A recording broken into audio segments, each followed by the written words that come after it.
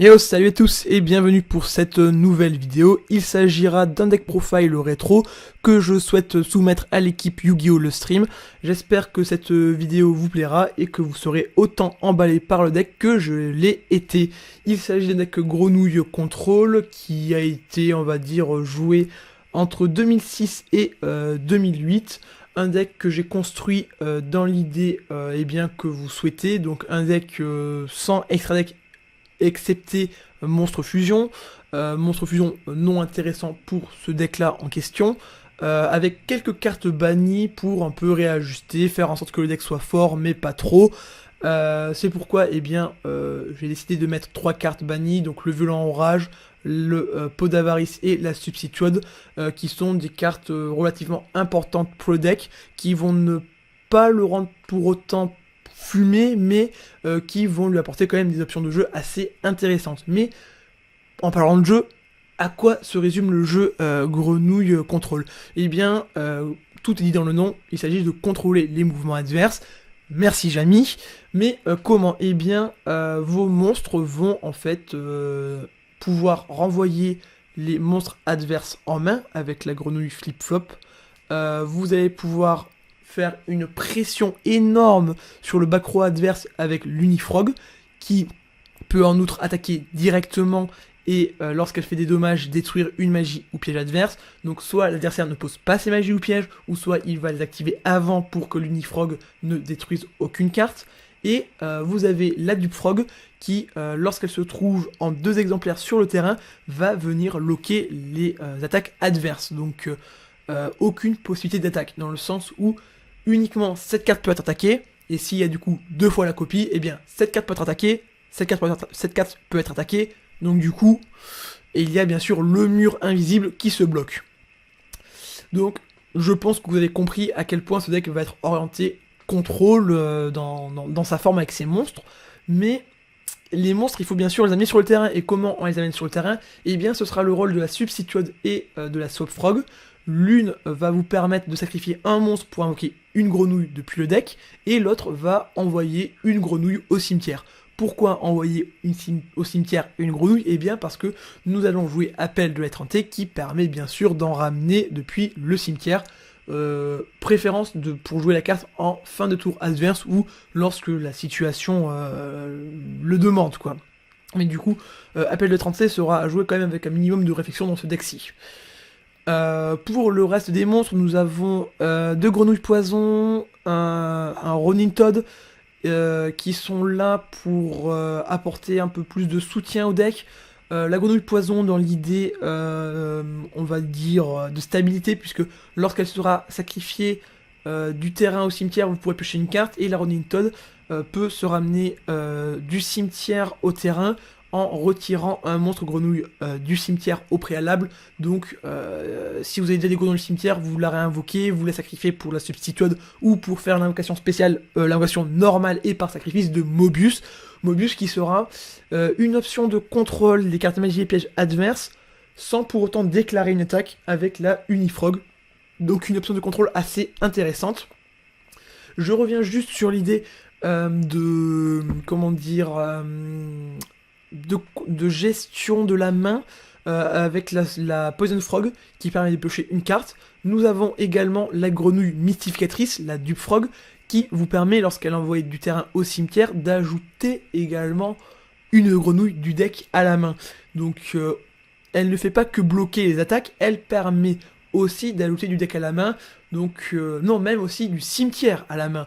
Donc vous pouvez déjà voir un peu certaines synergies qui s'opèrent entre les différentes cartes, notamment entre la Dupefrog et la Substitute, puisque Dupefrog, je sacrifie, elle est sacrifiée par la Substitute vous invoque la grenouille dont vous avez besoin, et la Dupe vous permet d'aller en tuto une autre. Donc vous avez plein de petits combos comme ça, les effets paraissent tout cons en fait à réflexion, mais vu qu'ils sont tout cons, eh bien ils peuvent très bien se mélanger entre eux et répondre à un grand nombre de situations.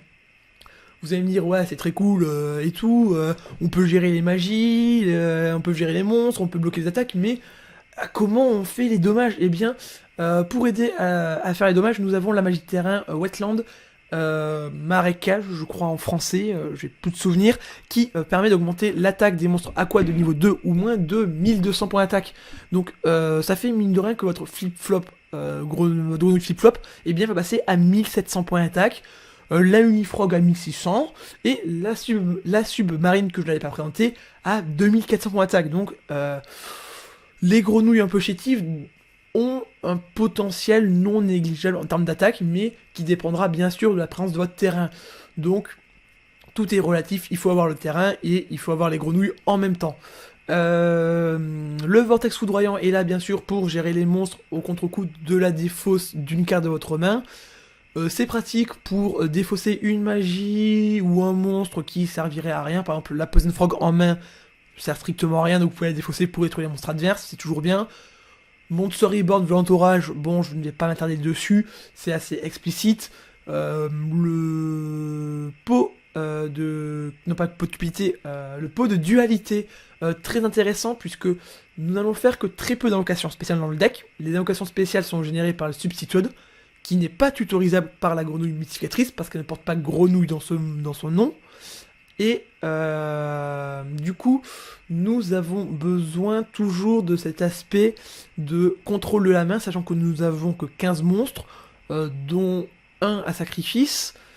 Le pot de dualité permet en fait d'aller chercher la carte dont nous avons besoin. C'est très bien un pot de cupidité de piocher 2 cartes, mais le fait de choisir sa carte est encore plus intéressant, sachant que notre jeu ne sera pas tant impacté que ça, puisque seule la Substitute et l'appel de la 30 va être véritablement générateur d'invocations spéciales dans le deck. Le pot d'avarice, ou la jarre d'avarice, j'ai un doute, non c'est pot d'avarice, permet de remettre 5 monstres dans le deck et piocher 2 cartes, très intéressante quand on a commencé à abuser de la Substitute et que l'on se rend compte qu'on a plus grand chose dans le deck, pour se relancer en mid ou en late game.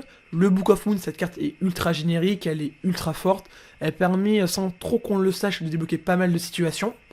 Le One for One est une option pour aller récupérer facilement sa Substitute. One Day of Peace et Gobelin Parvenu bien sûr pour piocher. Et Book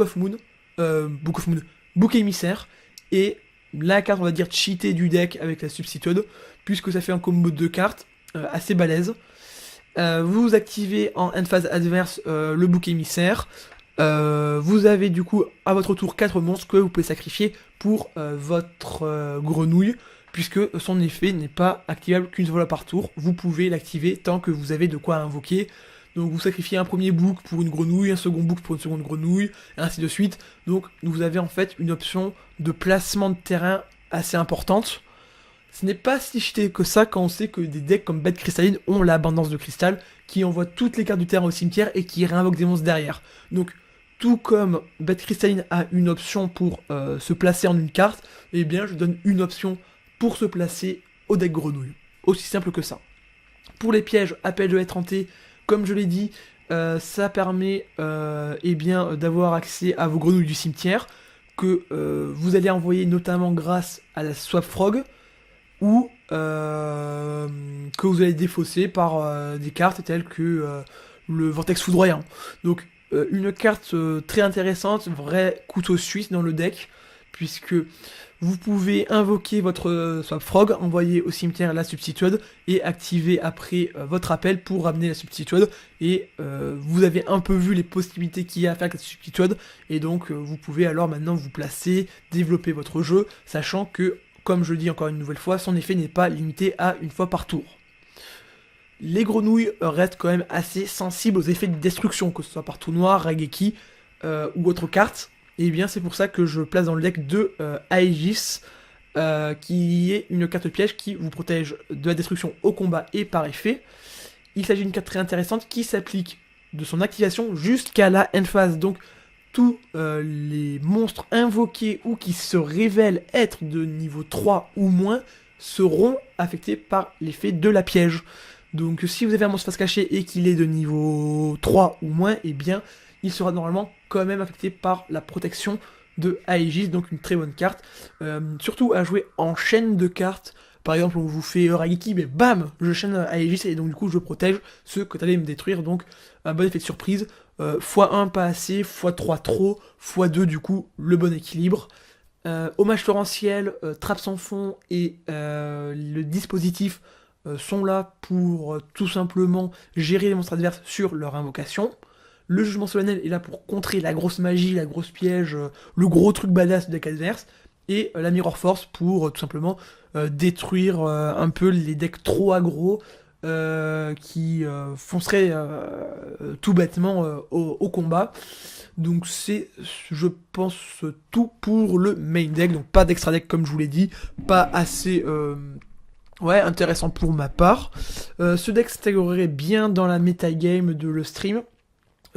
Sachant qu'il a quand même des points faibles, il est très dépendant de sa magie de terrain pour faire des dommages, donc très sensible à la destruction de magie et pièges. Il n'a pas non plus un gros potentiel offensif en termes d'attaque, parce que même si vous avez des monstres à 1700-1600 points d'attaque, le meilleur monstre après c'est Mobius qui a 2400. Donc il va vraiment falloir jouer sur l'optique contrôle, je trouve des combos pour passer outre le fait que mes monstres ne soient pas assez forts. Donc des decks comme le deck bête qui a été monté récemment peut être aussi un bon contre. Les decks burn également, puisque je fais violent orage, mais ça m'empêche pas de chaîner mes cartes. Ok, je tape Unifrog va détruire cette carte là, mais ok, je l'active. Donc le deck burn aussi, qu'il soit en early ou en late game, peut être un bon contre au deck grenouille. Donc voilà, vous avez pu voir que j'ai quand même assez réfléchi à comment construire ce deck et à leur donner quand même des bons et des mauvais match-up. Je pense que là tout a été dit sur ce deck, j'espère vraiment qu'il retiendra votre attention. J'ai eu en tout cas énormément de plaisir à rejouer ce deck que j'avais construit à cette époque-là. C'était en tout cas très chouette de vous proposer cette petite vidéo, j'espère qu'elle vous a plu, j'espère que vraiment ce deck sera retenu. En tout cas, grand merci à l'équipe Le Stream de faire cette émission qui est, je trouve, assez cool. Malgré le fait que le chat dise les trois quarts du temps de la merde et que j'ai envie de m'arracher les yeux. Mais vraiment, merci pour votre sympathie, pour toute la bonne humeur que vous mettez dans votre émission. Je vous souhaite tous de passer maintenant d'excellentes fins de journée. Et on se retrouve peut-être bientôt pour un autre deck profile rétro, puisque j'avoue que cette expérience m'a vraiment fait kiffer. Sur ce, on se dit, j'espère, à très bientôt, et d'ici là, portez-vous bien. Allez, salut!